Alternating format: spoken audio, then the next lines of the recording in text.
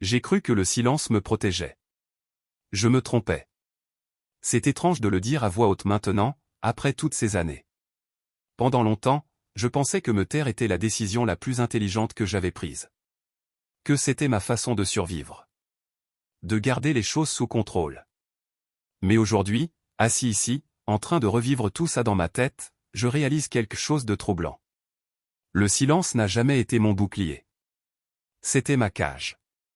Et le pire, c'est que j'ai construit cette cage moi-même, barre après barre, mot après mot que je n'ai jamais prononcé.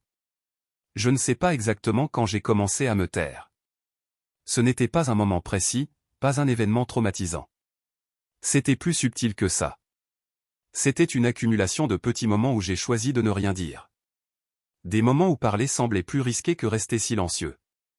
Et chaque fois que je me taisais, je me disais que c'était la bonne décision. Que j'étais mature, raisonnable, prudent. Aujourd'hui, je comprends que je me mentais. Le silence n'est pas venu d'un coup dans ma vie. Il s'est installé progressivement, comme une habitude qu'on ne remarque pas tout de suite.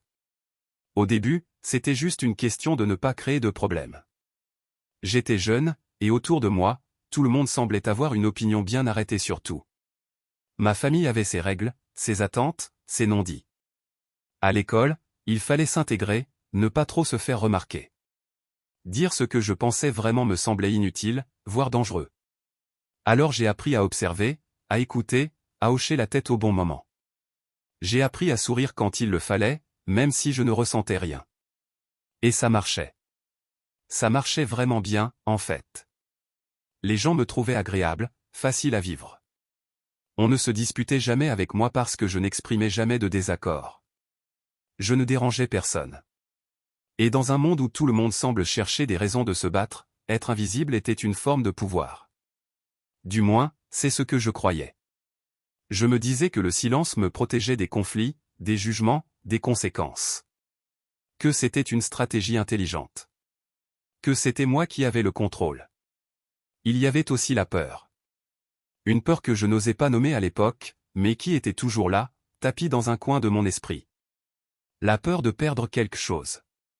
Mes relations, ma position, ma tranquillité. Si je parlais, si je disais vraiment ce que je pensais, qu'est-ce qui se passerait? Est-ce que les gens m'aimeraient encore? Est-ce qu'ils me respecteraient? Ou est-ce qu'ils se rendraient compte que je n'étais pas celui qu'ils croyaient? Cette peur était paralysante. Elle me faisait croire que chaque mot non dit était un danger évité. Que chaque opinion gardée pour moi était une relation préservée. Je pensais protéger ce que j'avais. Mais en réalité, je protégeais une illusion. Parce que les relations que je préservais n'étaient pas réelles. Elles étaient basées sur une version de moi qui n'existait pas vraiment. Une version édulcorée, polie, sans aspérité. Une version qui convenait à tout le monde, sauf à moi-même. Mais je ne le voyais pas encore. Pas à ce moment-là. La pression venait de partout. De ma famille, qui attendait de moi que je suive un certain chemin, que je prenne certaines décisions. De mes amis, qui avaient leur propre vision de qui j'étais censé être. De la société en général, avec ses normes et ses attentes silencieuses. Et moi, je me conformais. Pas parce que j'étais d'accord, mais parce que contester semblait trop compliqué. Trop épuisant. Trop risqué. Alors je hochais la tête. Je souriais. Je disais oui quand je pensais non. Je disais que ça allait quand ça n'allait pas du tout. Et petit à petit, le silence est devenu ma langue maternelle. C'est devenu ma façon de communiquer avec le monde. Ou plutôt, de ne pas communiquer. Parce que le silence ne transmet rien. Il absorbe tout. Il avale les émotions, les pensées, les vérités. Et moi, je les laissais disparaître, encore et encore, en me disant que c'était pour le mieux. Ce que le silence me donnait en apparence, c'était la paix. Une paix fragile, certes, mais une paix quand même. Il n'y avait pas de dispute. Pas de confrontation. Pas de porte claquée ou de mots blessants échangés. Ma vie ressemblait à une surface calme, lisse, sans vagues. Et j'aimais ça. J'aimais cette impression de contrôle, même si elle était fausse. J'aimais me dire que j'étais au-dessus de tout ça, que je ne me laissais pas emporter par les émotions comme les autres. Que j'étais rationnel, posé, maître de moi-même. Mais cette tranquillité avait un prix. Un prix que je ne voulais pas voir. Parce que pour maintenir cette paix apparente, je devais sacrifier quelque chose de plus précieux encore. Ma voix. Mon authenticité. Ma présence réelle dans ma propre vie. Je me contentais d'observer les choses se passer autour de moi, sans jamais vraiment y participer. Je laissais les autres décider, parler, agir. Et moi, je suivais. Toujours en retrait, toujours dans l'ombre, toujours silencieux. Ma routine était prévisible. Rassurante, même. Je savais à quoi m'attendre chaque jour. Je savais comment me comporter, quoi dire, quoi ne pas dire. Il n'y avait pas de surprise, pas d'imprévu. Tout était sous contrôle. Ou du moins, c'est ce que je croyais. Parce que le contrôle que j'avais n'était pas réel. C'était juste l'absence de conflit. L'absence de choix difficiles. L'absence de moments où j'aurais dû prendre position et dire quelque chose. Et cette absence, je l'avais confondue avec la stabilité. Je pensais que tant que rien ne changeait, tant que personne ne me mettait face à mes contradictions, j'allais bien. Mais la vérité, c'est que je n'allais pas bien du tout. J'étais juste devenu très bon pour faire semblant.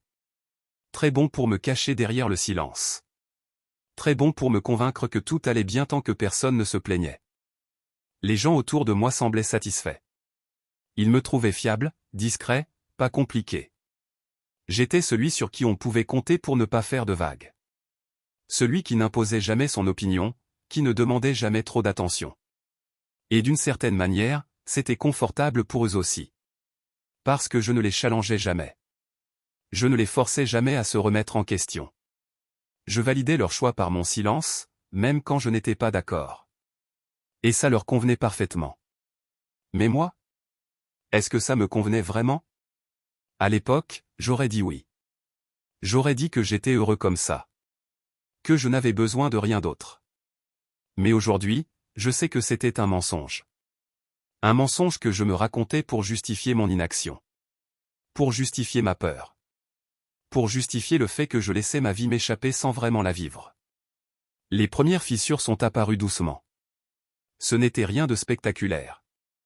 Juste une sensation étrange, de temps en temps. Un malaise que je ne savais pas nommer. Ça commençait souvent la nuit, quand je n'arrivais pas à dormir. Je restais allongé dans mon lit, les yeux ouverts, à repenser à certaines conversations.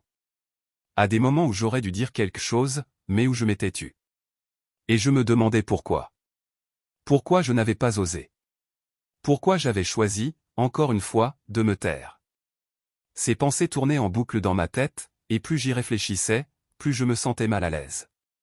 Pas coupable, pas encore. Juste mal à l'aise. Comme si quelque chose n'était pas à sa place. Comme si j'avais oublié quelque chose d'important, mais que je ne savais pas quoi.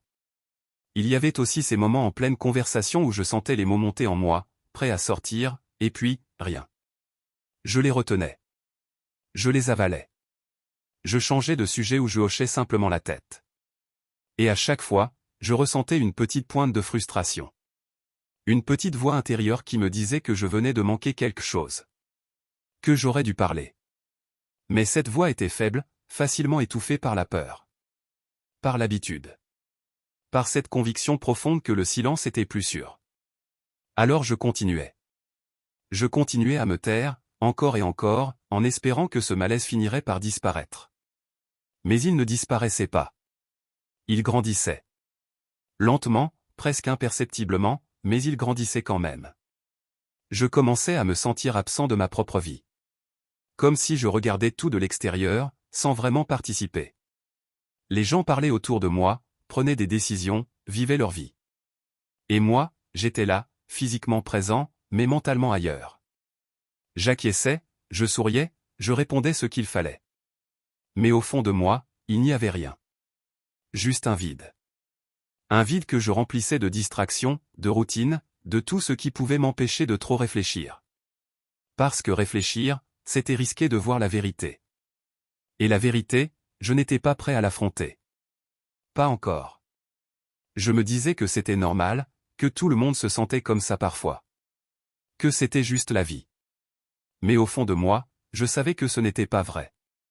Je savais que ce sentiment d'absence n'était pas normal. Que quelque chose n'allait pas. Mais je ne voulais pas creuser. Je ne voulais pas savoir. Et puis il y a eu ce moment.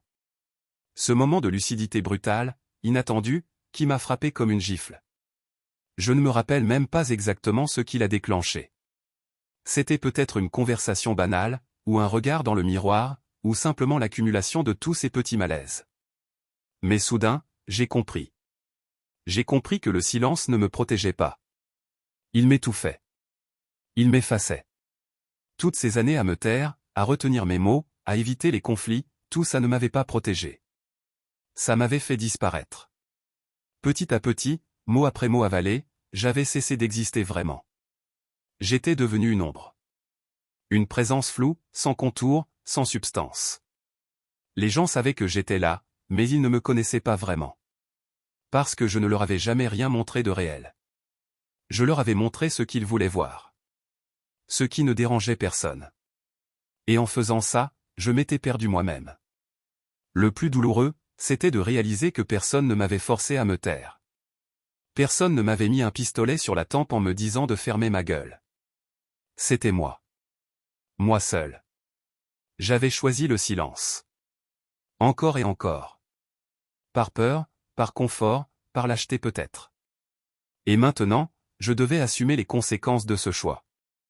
Je devais regarder en face ce que j'avais perdu. Mon identité, d'abord. Qui étais-je vraiment? Je n'en avais aucune idée. J'avais passé tellement d'années à me conformer, à m'adapter, à dire ce que les autres voulaient entendre, que je ne savais même plus ce que je pensais réellement. Mes opinions, mes désirs, mes valeurs, tout ça était flou. Noyé sous des années de silence. J'avais tellement peur de déplaire que j'avais oublié de me plaire à moi-même. Ma voix, aussi. Je l'avais perdue. Pas au sens littéral, bien sûr. Je pouvais encore parler. Mais ma vraie voix, celle qui dit la vérité, celle qui ose exprimer ce qu'elle ressent vraiment, celle-là, je ne la reconnaissais plus. Elle était devenue faible, hésitante, presque inaudible. Même quand j'essayais de parler, de dire quelque chose d'authentique, les mots sortaient maladroitement. Comme si je ne savais plus comment faire. Comme si j'avais oublié la langue de l'honnêteté. Et peut-être que c'était le cas. Peut-être qu'à force de me taire, j'avais désappris à communiquer vraiment. À dire ce qui comptait. À prendre le risque d'être vulnérable, d'être rejeté, d'être jugé. Ce risque que j'avais passé des années à éviter, il était devenu mon plus grand handicap. Et puis il y avait le respect. Le respect de moi-même, surtout. Comment pouvais-je me respecter quand je ne me défendais jamais? Quand je laissais les autres décider à ma place. Quand je disais oui alors que tout en moi criait non. Je ne me respectais pas. Je ne pouvais pas. Parce que le respect, ça se gagne. Pas auprès des autres, mais auprès de soi-même. Et moi, je n'avais rien fait pour mériter mon propre respect. J'avais trahi mes convictions, encore et encore. J'avais ignoré mes limites. J'avais accepté l'inacceptable. Et tout ça pourquoi? Pour une paix qui n'en était pas une. Pour des relations qui n'étaient que des façades. Pour une vie qui n'était pas la mienne. Le prix du silence était astronomique. Et je l'avais payé sans même m'en rendre compte. Aujourd'hui, je ne peux pas dire que tout est réglé. Que j'ai trouvé ma voie et que tout va mieux maintenant. Ce serait trop simple. Ce serait un mensonge. La vérité, c'est que je suis toujours en train d'apprendre. D'apprendre à parler, à exister, à prendre ma place. Et c'est difficile. Beaucoup plus difficile que de rester silencieux. Parce que parler, c'est prendre des risques. C'est accepter que tout le monde ne sera pas d'accord. C'est accepter de décevoir, de déranger, de perdre peut-être certaines personnes. Mais c'est aussi le seul chemin vers quelque chose de réel. Vers une vie qui m'appartient vraiment. Vers des relations basées sur qui je suis, pas sur qui je prétends être. Je ne dis pas que parler résout tout. Ce serait naïf. Parler ne garantit pas d'être compris. Ne garantit pas d'être accepté. Ne garantit pas que les choses vont s'arranger. Mais parler, c'est exister. C'est affirmer sa présence dans le monde. C'est refuser de disparaître. Et ça, c'est déjà beaucoup. Beaucoup plus que ce que le silence pourra jamais offrir. Parce que le silence, au final, ce n'est pas un refuge. C'est une prison. Une prison confortable, peut-être. Une prison qu'on s'est construite soi-même, avec les meilleures intentions du monde. Mais une prison quand même. Et moi, j'ai passé trop d'années enfermé là-dedans. Trop d'années à croire que les barreaux me protégeaient alors qu'ils ne faisaient que m'emprisonner.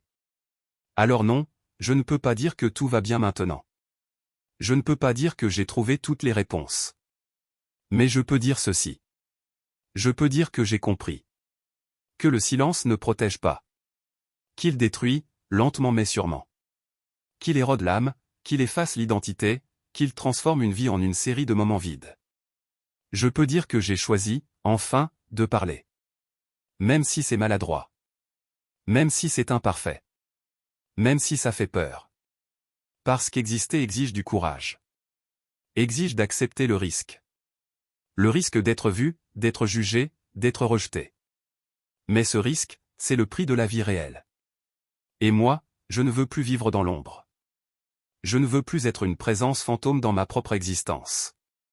J'ai cru que le silence me protégeait. Je me trompais. Et aujourd'hui, je vis avec cette vérité.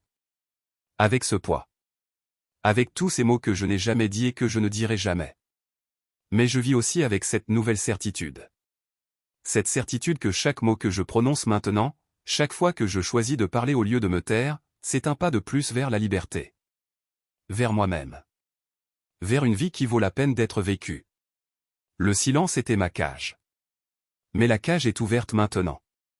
Et même si j'hésite encore parfois à en sortir, même si l'habitude me tire vers l'arrière, je sais que je ne peux plus revenir en arrière.